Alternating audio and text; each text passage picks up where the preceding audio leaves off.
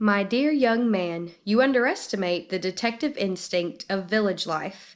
In St. Mary Mead, everyone knows your most intimate affairs.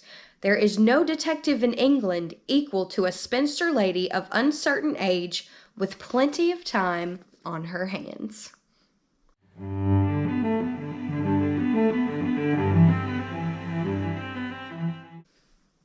Hello friends and welcome to my channel. My name is Haley and I am a Christian wife, homeschooling mother of 3, out to redeem my very own literary education.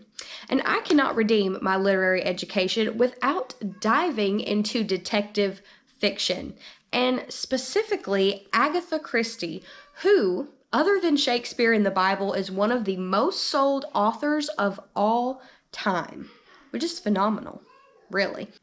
And the Agatha Christie series that I decided to start with is the Miss Marple series. And this is the very first book in the Miss Marple series, and that is The Murder at the Vicarage.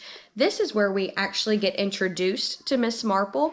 Now, earlier this summer, I went to my library and just picked up an Agatha Christie, and it was A Pocketful of Rye, which was a Miss Marple that was based off of nursery rhymes, a murder based off of nursery rhymes, and it was really fun. However, I was very confused because I didn't realize that the Miss Marple series was not from Miss Marple's point of view. So I was really confused about halfway through the book. I was like, where is Miss Marple? It was good. We were following the perspective of an inspector, but I had yet to meet Miss Marple, and I was like, did I miss something?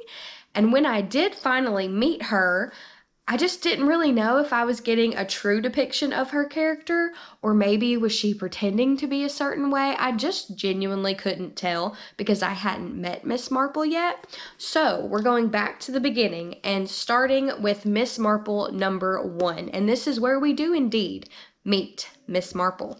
At the murder at the vicarage, there is, of course, a murder at the vicarage, and everyone's a suspect, including the vicar himself. And the vicar is actually the person that we are following in the story. He is the one telling the story. We are seeing it through his perspective, and I absolutely loved it because he's funny.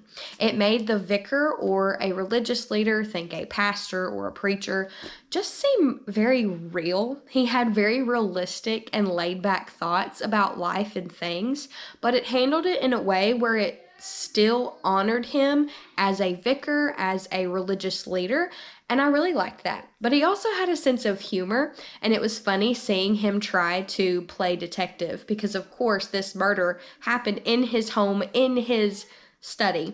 And the murder was a man called Colonel Prothero, who everyone in the town absolutely hates. Nobody was really surprised to find him dead, although they all find it a sad affair.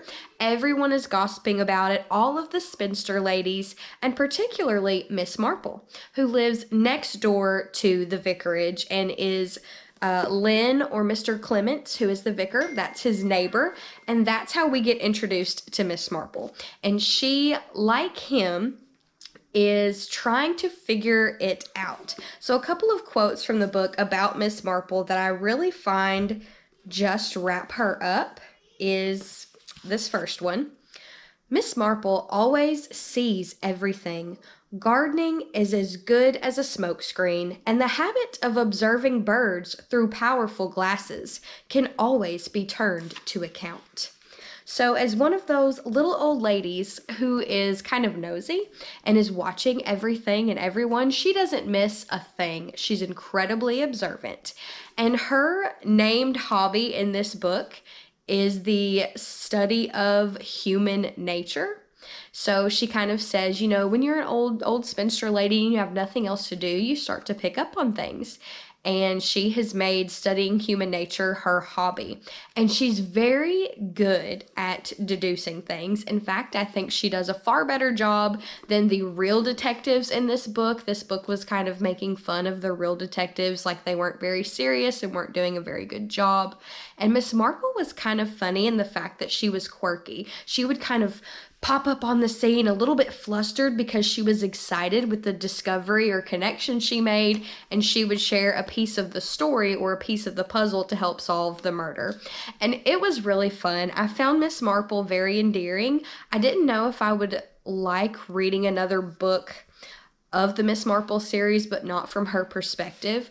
But I really liked the perspective of the vicar. He was funny and witty, and I enjoyed it. I enjoyed seeing a murder mystery through the eyes of a religious leader, but it was well done, still honored him and honored the faith and all of those good things. But this book was fun. I would say it's obviously not a book that I would ever read again because you can only solve a murder once, which I didn't do. I thought that I knew who done it.